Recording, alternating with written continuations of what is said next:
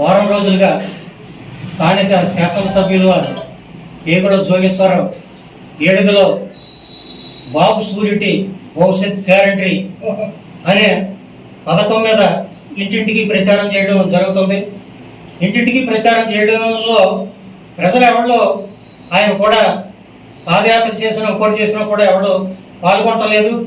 దానికి ఏంటంటే వైఎస్ఆర్ పార్టీకి ఎంతో ఆదరణ ఉంది, మనకి ఆదరణ లేదు. 15 సంవత్సరాల నుంచి కూడా మనం శాసనసభ్యుడిగా పనిచేసాం, మన ఎవరికి ఏమీ చేయలేకపోయామనే అసంతృప్తితో ఆయన ఏం చేస్తున్నాడంటే పామాలు వైఎస్ఆర్ పార్టీ కార్యకర్తలు 40 మంది చేరారు, 50 మంది చేరారు అని చెప్పి వాళ్ళకి కొండవాలేడు. కొండవాలు వేసిన తర్వాత పార్టీని వైఎస్ఆర్ పార్టీని ఏడుదో నాయకులు అక్కడ ఉన్నటువంటి నాయకుల్ని పార్టీని కూడా బలహీనపరచడానికి చేస్తున్నటువంటి పన్నాగమే తప్ప కార్యకర్తలు వైసీపీ కార్యకర్తలు ఎవరిలో కూడా టీడీపీ పార్టీలో చేరలేదని నేను ఘంటాబద్ధంగా చెప్పగలను. ఎవరైతే చేరారో రుజువు చేయమనండి. కానీ ఏంటంటే ఆయన నైరాశ్యంలో ఉండి మనం రాబోయే ఎన్నికల్లో జగన్ గారిని ఢీకొనలేము, ఆయన తోటి మనం పోటీ పడలేము.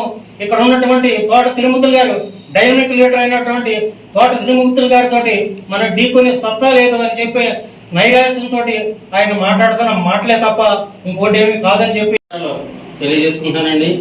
నిన్న జోగేశ్వరరావు గారు మా పద్మశాలి నగర్కి వచ్చి వైఎస్ఆర్సీపీ కార్యకర్తలని తెలుగుదేశంలో జాయిన్ చేస్తున్నట్టు చెప్పారు.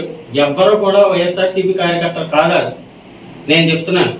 దానికి నిదర్శనం ఏంటంటే తెలుగుదేశంలో వైస్ ఎంపీపీగా ఒక నెల ఎంపీపీగా పనిచేసిన ఉడతా ప్రభాకరరావు గారు మా పార్టీలోకి రావటం చాలా గమనార్హం.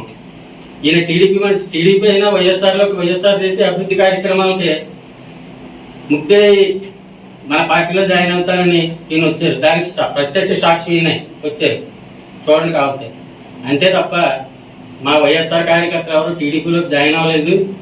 నేను పంచాయతీకి కానీ మండలానికి కానీ మా గురువులైనటువంటి పసుపుత్తి నాగబాబు గారిని అడిగితే చెప్తారు.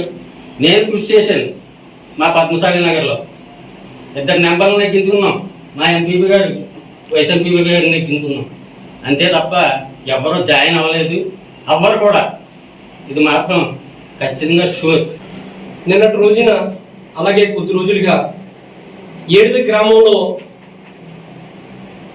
టీడీపీ ప్రభుత్వం వారు మాకు చాలా జాయినింగ్ అవుతున్నాయని, యువతంతా కూడా టీడీపీ వైపు మొగ్గు చూపుతుందని ఏనుకోని అబాండాలు వేస్తూ కొద్దిగా పార్టీని మోసం చేయాలన్న ఉద్దేశంతో వారు చేస్తున్న ప్రయత్నాలు వారికి తెలియాలి.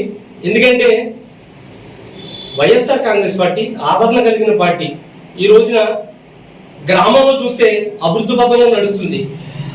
ఎప్పుడు చేయనటువంటి అభివృద్ధి పనులు మా గ్రామంలో తోట తిరుమతులు గారి యొక్క నాయకత్వంలో అభివృద్ధి పనులు ఎలా జరుగుతున్నాయో ఆ వార్డు సభ్యులను అడిగితేనే చెప్తారు. మీకు ఆ పార్టీ మీద ఉన్న ఆదరణ లేక ఏదోలాగా కళ్ళబుల్లు కౌలు చెప్పి ఇంకా తెలుగుదేశం పార్టీ వారు చేస్తున్నటువంటి దుష్ప్రచారం కేవలం ఒక ప్రచారానికి మాత్రమే పరిమితం. ఈ రోజున వైఎస్ఆర్ కాంగ్రెస్ పార్టీ అనేక మంది సంక్షేమ పథకాలు అందించి జగన్మోహన్ రెడ్డి గారు ఎలా ముఖ్యమంత్రిగా చేస్తున్నారు.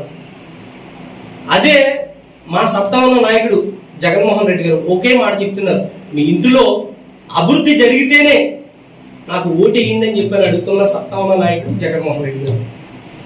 ఆయన సత్తా అది అని నిరూపించుకుంటున్నారు. మీరు గత 15 సంవత్సరాలుగా చేస్తున్నటువంటి ఎమ్మెల్యే జోగేశ్వరరావు గారు ఏడుది మీద ఏమైనా ఎప్పుడైనా దృష్టి పెట్టి ఏం అభివృద్ధి పనులు చేశారో మీరు చూపించండి. మేము ఏం పనులు చేసామన్నది మేము కళ్ళారా మీకు చూపిస్తాం. ప్రతి ఇంట్లోని కూడా ఏమి లబ్ధి పొందారని చెప్పారని మీ ప్రభుత్వంలో చూపించండి. ఇచ్చిన మాట ప్రకారంగా అప్పుడు నారా చంద్రబాబు నాయుడు గారు, ఇప్పుడు మా ప్రభుత్వంలో జగన్మోహన్ రెడ్డి గారు ఏం చేశారన్నది మేము కళ్ళారా చూపిస్తాం.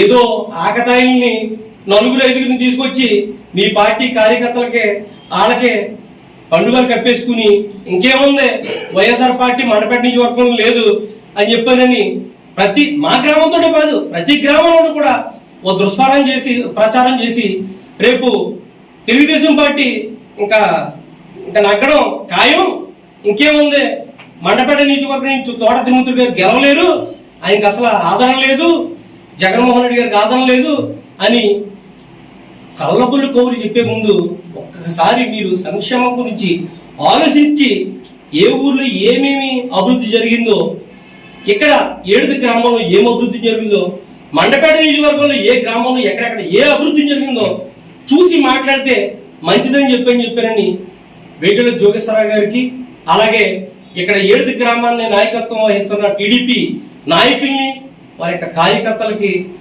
మరొకసారి నేను మీడియా ద్వారా తెలియపరుస్తున్నాను. మీరు అభివృద్ధి చూడండి. ముందు ఏమొద్దు మేము అనేది, అభివృద్ధి జరిగిన ఏ కుటుంబంలో సంక్షేమ పథకాలు అందినయో లేదో తెలుసుకుని మాట్లాడడం, వాస్తవాలు తెలుసుకోవడం మంచిదని చెప్పానని మరొకసారి ఈ మీడియా ద్వారా తెలియపరుచుకుంటూ సెలవు తీసుకుంటున్నాను.